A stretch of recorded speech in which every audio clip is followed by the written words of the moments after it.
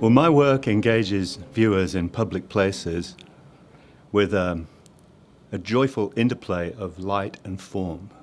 Through school, through art college, I was a glass artist, learned glass in school, and my public artwork has come out of my joy for working with glass.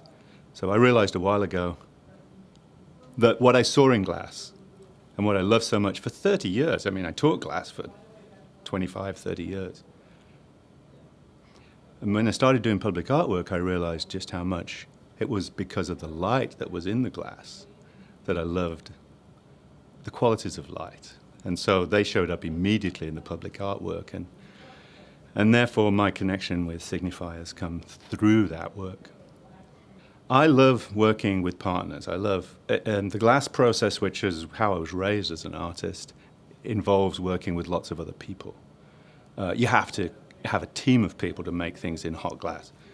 And I found that same excitement and interest of working with other people and the benefits of that through collaborative projects like as you do with public art and with art in installations. So yeah, what I enjoy is building on an original idea. I might have an idea, but I'm very, very open to working with others and including them in the vision so that the final object is even better than my first vision. For me, technology is both a tool but also a driver. You know, I find that when I see exciting materials or exciting tools, then because I work through tools and through processes, I can then think of ways to use those. So the recent explosion of developments in lighting has enabled me to do work that I could never have imagined 10, 15 years ago.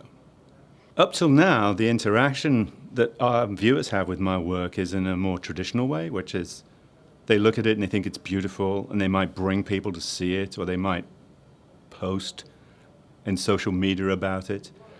But I see a doorway opening, in fact it's wide open, where the interaction with the work is going to be through data. It's going to be through other means now where a person's engagement with the work is more interactive, more one-on-one, so that people can affect the work.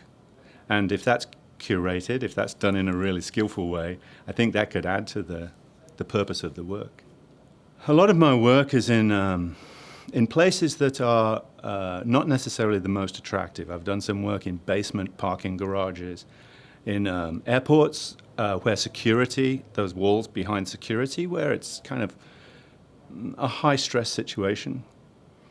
And I think bringing light into places where there is no light, I mean that in a very broad sense, is a very exciting option. I think that's part of the bringing joy or bringing a sense of well-being.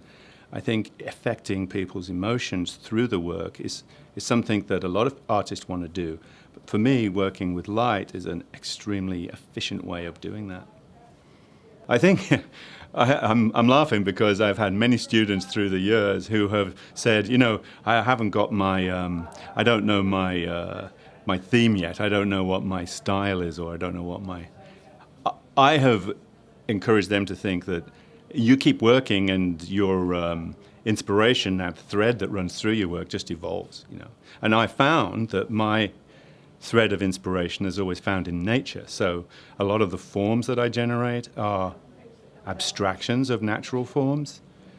And that in architectural environments can be very effective because a lot of architectural environments are very linear, they're very geometric. And if I can come along and bring a little curve here and there, or a little lightness, sinuous forms, that is a tool that I can use when I'm trying to connect with the viewer. One of the things that I'm really excited about is sound and light. And I've long wanted to do interactive pieces that go beyond simple human physical interactions where there's sound and light and human movement.